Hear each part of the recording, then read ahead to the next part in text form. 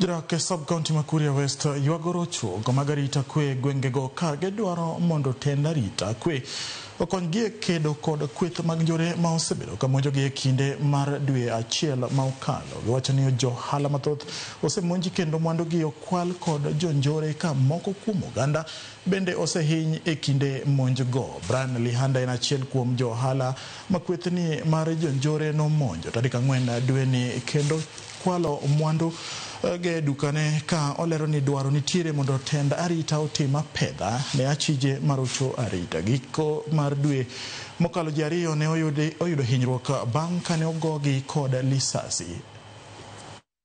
Wateja wakataka kununua, mmoja akaomba credit, alipoambiwa ipo akatoa pesa kwamba apatiwe, lakini kabla apatiwe credit akawa wameingia ndani ya duka. Wawili waliingia ndani ya duka, mmoja akabaki nje. Wale wawili ambao waliingia ndani ya duka, mmoja alikuwa na panga, mwingine alikuwa na nati, hii nati ya chuma. Kwa hiyo wakatuambia kwamba wanahitaji kupatiwa pesa ambazo tulikuwa nazo. Nilikuwa nimeshafunga kabisa kazi, nataka kwenda nyumbani, kwa hiyo nilikuwa na pesa ambazo nimefunga kwenye karatasi. Nikachukua pesa nikawapatia, lakini wakawa kama hawajaridhika kwamba nimewapatia pesa zote. Wakaanza kuniambia kwamba tupatie pesa zote, hizi sio pesa zote ambazo tumeambiwa ziko hapa. Serikali security kiwa tight, because kama hapa ni saa 2 inaibiwa.